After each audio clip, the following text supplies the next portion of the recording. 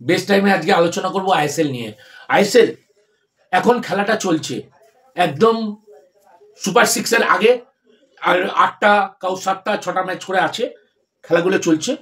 লাস্টের দিকে এসে খেলার অনেক টিম যারা অ্যাওয়েতে হেরেছে বা হোমে জিতেছে, বা হোমে জিতেছে অ্যাওয়েতে হারছে, এরকম একটা চেঞ্জেস আসছে। যাই হোক, এটা একটা খেলার অঙ্গ, এটা লিগের খেলার একটা এইসব জিনিস, এই ইন্টারেস্টিং ব্যাপারগুলো থাকেই। কিন্তু গতবারের থেকে এবারের আইএসএলটা একটু মনে হচ্ছে কেমন জানি একটু ম্যারম্যারে টাইপের লাগছে। আমি জানি না আগামী বছর আইএসএল আমরা একটাই আইএসএল কমিটিকে একটা অনুরোধ করব যে আইএসএল এ একটা কম্পিটিশন নিয়ে আসুন। একটা কম্পিটিশন বলতে কি, যদি নামা ওঠা না থাকে, প্রতিটা টিমের মধ্যে যদি নামা ওঠা না থাকে, তাহলে কিন্তু খেলাটা কম্পিটিশন হবে না। আরো বেটার টিম করতে হবে, আরো ভালো পারফর্ম করতে হবে। হ্যাঁ, সুপার সিক্স যেমন হচ্ছে হোক, কিন্তু নিচের দিকে টিমগুলোকে ওঠানামার মধ্যে নিয়ে আসতে হবে, কম্পিটিশনের মধ্যে নিয়ে আসতে হবে। তাহলে নিচের যারা টিমগুলো চ্যাম্পিয়ন হয়ে ওপরের দিকে খেলার সুযোগ পাবে তারা। কিন্তু এখানে কি হচ্ছে, টিমের সংখ্যা বেড়ে যাচ্ছে, কোনো নামার কোনো ব্যাপার নেই। এইভাবে করলে আইএসএল এর যে খেলার ইন্টারেস্টটা দিনকে দিন হারিয়ে যাবে।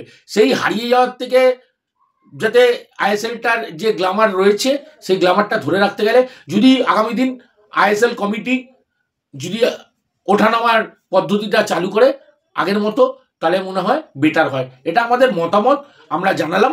এটা যারা ফুটবল প্রেমী নিশ্চয়ই তারাও একমত হবে আমার সঙ্গে।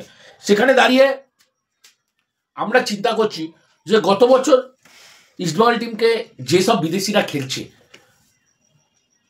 এবার ইস্টবেঙ্গলের কথায় আসা যাক। কলকাতার 3টে বড় ক্লাবের মধ্যে ইস্টবেঙ্গল হচ্ছে, মোহনবাগানের পর ইস্টবেঙ্গলের পর মোহামেডান এবছর প্রথম খেলছে।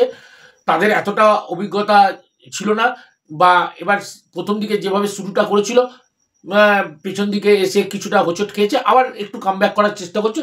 পরের বার নিশ্চয়ই ওরাও বাজেট বাড়িয়ে টিমটা ভালো করার চেষ্টা করবে। ইস্টবেঙ্গল যেসব বিদেশিগুলোকে রেখে দিয়েছিল সবগুলোকে ছেড়ে দিতে হবে, কিছু কিছু ইন্ডিয়ান প্লেয়ারকে ছেড়ে নতুন কিছু প্লেয়ারকে রিক্রুট করে আগামী দিনে আইএসএল খেলার জন্য ভালো একটা টিম তৈরি করতে হবে। নইলে এই আইএসএলে ইস্টবেঙ্গলের কোনো কম্পিটিশনে থাকার মতো কোনো এই প্লেয়ারদের যোগ্যতাই নেই।